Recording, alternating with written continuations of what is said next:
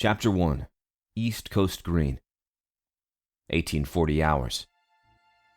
Central to all units. Report of shots fired at East Coast Green, 108 Fifth Avenue. Multiple reports. Gang-related. Handle Code 3. I knew the town and knew exactly where we were. Ocean and Boulevard, I said. My partner, Johnny Keegan, reached down and switched on the toggles as the lights and sirens blared. The Hemi V8 Dodge Charger pursuit engine revved and jerked as I pressed the accelerator to the ground.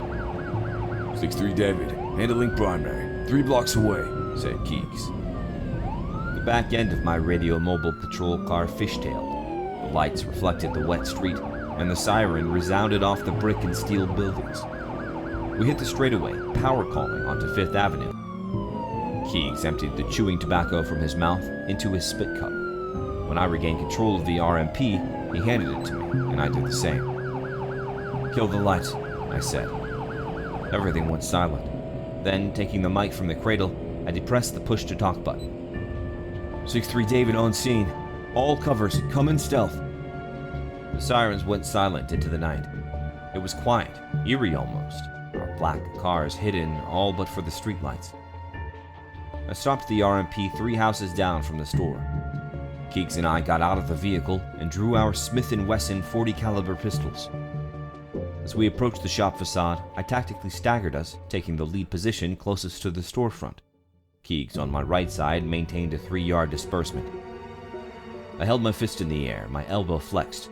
Then I outstretched my arm, my palm facing down, and motioned for Keeks to stay low. Finally, I circled toward the street to better my line of sight inside the store. There was no movement. I waved Keegan forward and waited until he was on my inside hip. He tapped me, and we were swift in entering the shop. There were 3 bodies on the ground. The first 2 were men. One was dead, gray matter all over the counter and display case. The second was bleeding out from a neck wound. It didn't look like a gunshot. The third, a woman, shot in the back, her body convulsing with every breath. She would have to wait until we knew it was safe. We continued forward towards the back of the shop. We positioned ourselves on our side of the archway. I nodded, and we crisscrossed, moving towards the rear. "Clear!" I yelled out as I looked into the bathroom and small office, both doors open. Small room clear, yelled Keeks from the break room. We put our pistols away, and I reached for my collar mic. 6-3 David, Central. Scene secured. Need a bus forthwith, this location, and homicide. Have at least 1 DOA. Central. 6-3 Senior Corporal. Copy. Bus dispatch. Homicide notified. It wasn't long before the place swarmed with bystanders, buses, medics, and homicide investigators. I reported to the detective in charge and received the customary, "Thanks, Corporal, we've got it from here." This was a strange hit. A health food store. No money taken out of the cash registers, no merchandise missing, and no sign of territorialism. Nothing but 3 victims, and none of them had any ID on them. No, don't go there. Not your job. Situational awareness. I had to stop because this wasn't my problem, and I was too tired to figure it out. "Hey, Keeks, keep those frickin' people back, will you please? Detectives are inside, and God forbid we step on their evidence." I watched Keegan push the crowd back. Then CSI stretched the yellow border tape across the street from light pole to light pole. That was when I first saw him. A white male. He stood 5 foot tall, weighed about 120 pounds, and was scrawny. He was pale as a ghost, and the black eyeshadow, lipstick, and mascara didn't help his complexion. He doused himself with black fingernails, eyelashes, and makeup, as goth as they come. His hair came to a point in his forehead, stiff with gel. His boots, navy pea coat, and high-colored shirt were all black.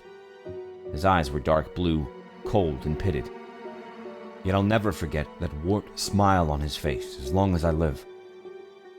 "What the hell is your problem?" I asked him as I walked over to the police line. "Something amusing you?" "Aye, police officer.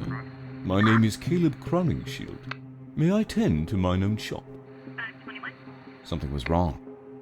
Darkness rushed my mind, foreboding, suffering, and dread. There was something wicked about him. When he looked at me, I winced. I swear I heard a woman crying out in my thoughts and writhing in pain. Her wail pierced my ears, and I felt trapped in stasis. My skin tingled as if being held to a flame. As it intensified, the prophet in me saw blood and doom. This man is death, the mouthpiece of an ancient evil. Art thee well, officer? His words cut through me, but brought me out of my trance. His tone, accent, something devious. I shook my head and watched as he leaned forward to read my nameplate. Senior Corporal Kelly, he said. Art thee... I am, Mr. Crowning Shield, I snapped. There are 3 wounded people in your shop. 2 shot, 1 killed. Perhaps you can help us identify them. None have identification. He wore a proud smile, polite almost. He was courteous, courtly, and very old world. That's what scared me. You won't identify them, and I can't help you, he said. Ours is a place of anonymity, and I will keep it yon way. He looked past me and shook his head slightly. These have no family. Nobody shall be whole for those folk, I assure you. His smile was slow to vanish as he put his hands and fingers together as if to pray. I would like to see those folk, to say goodbye. By now, Keyes was at my back. I turned and looked at him wide-eyed at the presentation of Mr. Crowning Shield. Keyes had a wad of chewing tobacco back in his mouth and spat on the street. I don't know where the hell you came from, Casper, he said.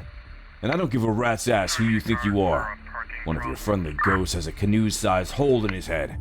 One of them has his throat cut, and another won't live the night. So you do yourself a favor. Stop acting like an asshole and help us figure this out. Keyes paused and loosed a stream of tobacco juice towards Crowning Shield. I took him by the shoulders and patted him on his right cheek. Okay, we're done here. I moved Keegan to arm's length and sent him back to the car. As I turned back to Crowning Shield, he laughed. It was singularly impassive and void of emotion. As I waved him through the tape, he stopped and bowed. He walked away, but looked over his shoulder and made direct eye contact. 'Twas nice to meet thee, Senior Corporal Kelly, he said to mock me. They call you the Prophet, don't they? The street thugs. I shall see you again, yes?